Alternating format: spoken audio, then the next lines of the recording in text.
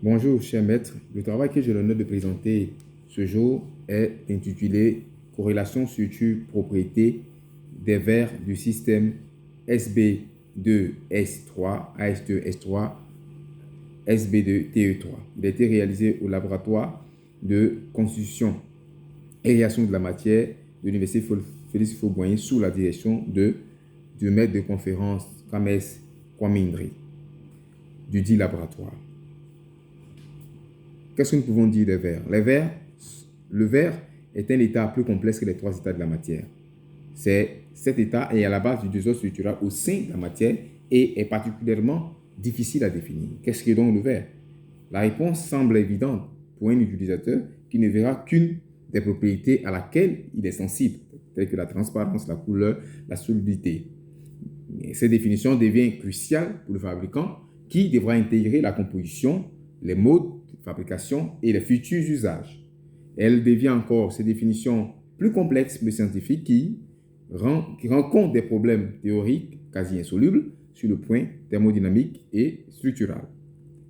Certains auteurs ont tenté de donner des définitions, telles que Zarzeki, qui a dit que le verre est insolide, donc cristallin qui présente des phénomènes de transition vitreuse. Et il a ajouté encore que le verre est insolide, obtenu par figeage d'un liquide qui n'a pas cristallisé.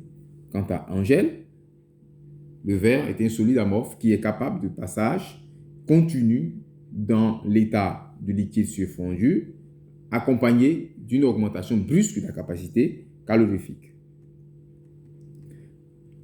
À présent, la formation du verre. Il faut dire que les données structurales, cinétiques et thermiques influent sur la formation du verre et l'aptitude à la vitrification d'une composition à vitrifier.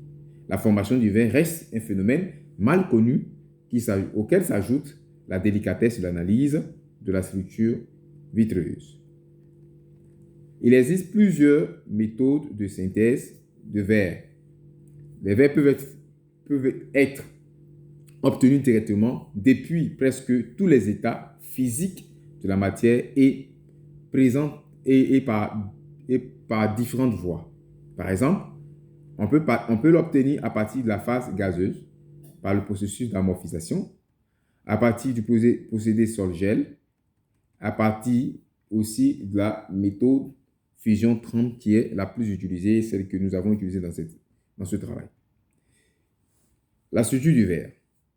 Il faut dire que dans la structure du verre, le verre possède un ordre à courte distance qui s'étend de 2 à 5 angstroms et un ordre à moyenne distance de 5 à 20 angstroms et pas d'ordre à longue distance.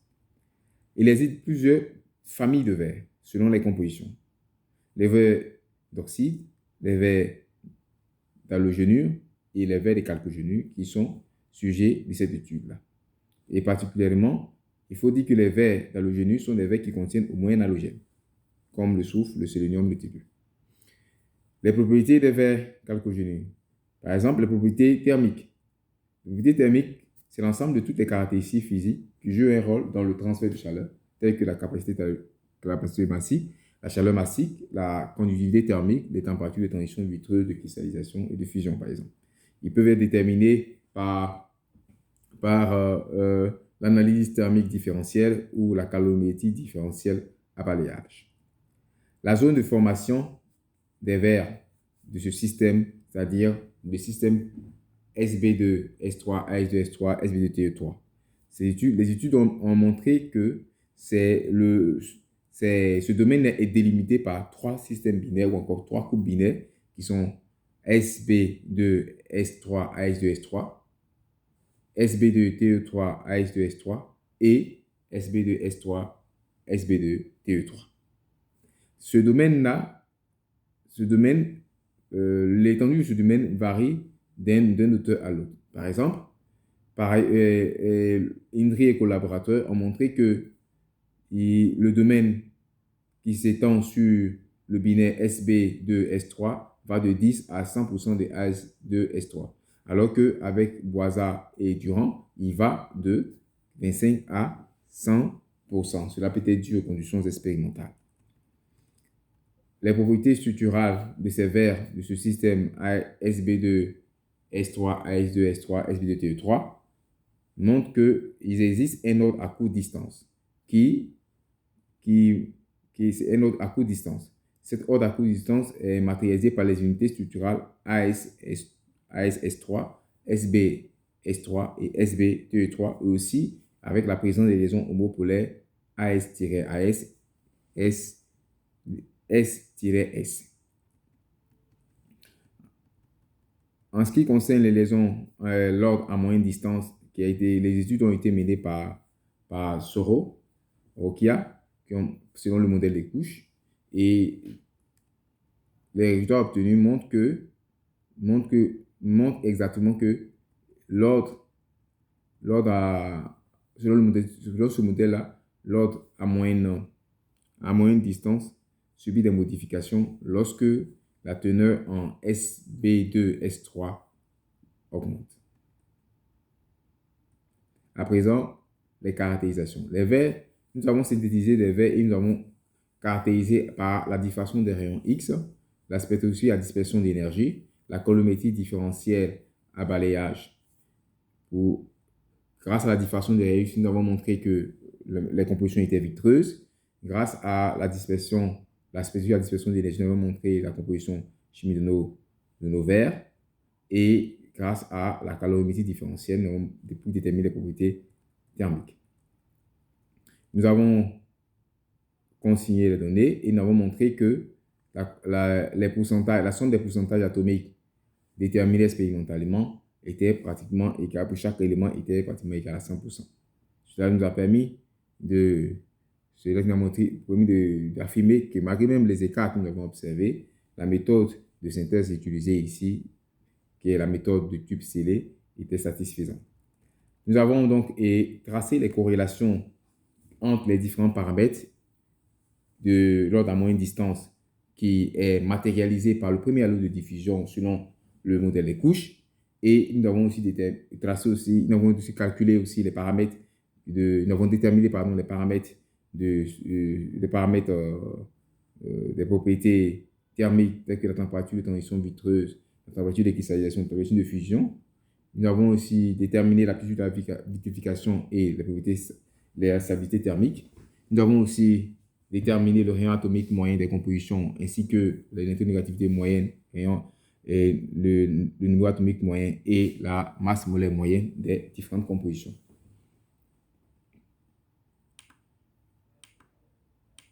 Les corrélations obtenues ont montré que les corrélations entre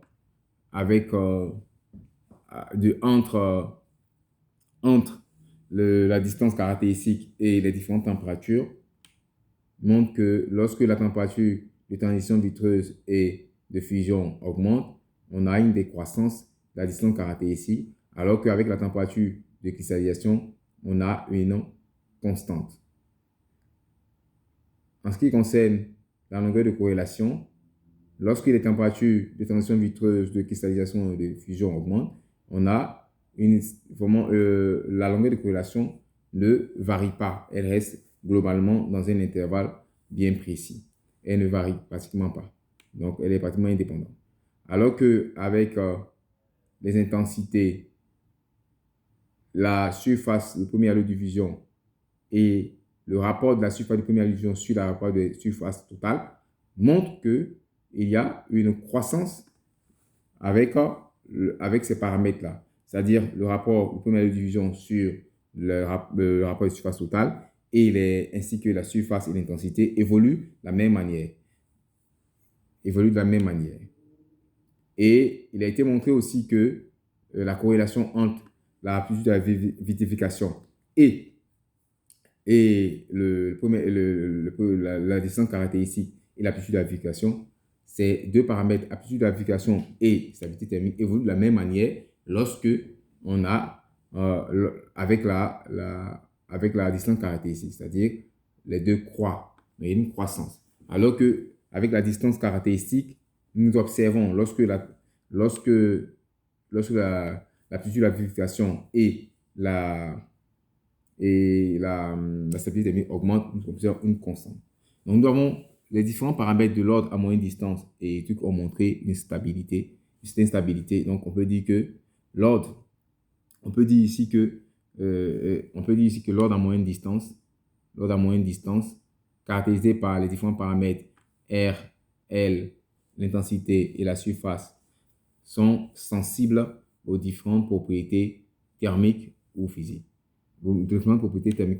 Lorsque nous avons aussi tracé les propriétés, la corrélation entre les propriétés physiques et ces différents paramètres R, R1, L1, I et S et les rapports, nous avons constaté les mêmes variations. C'est-à-dire que l'intensité, la surface et le rapport évoluent de la même manière avec les différents paramètres de l'ordre à moyenne distance.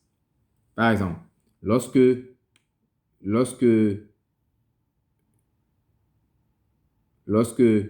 les différents paramètres, les différents paramètres physiques tels que le rayon atomique moyen, la masse atomique moyenne, le numéro atomique moyen, l'électronégativité moyenne, le rayon atomique moyen évoluent, nous observons ici la même évolution.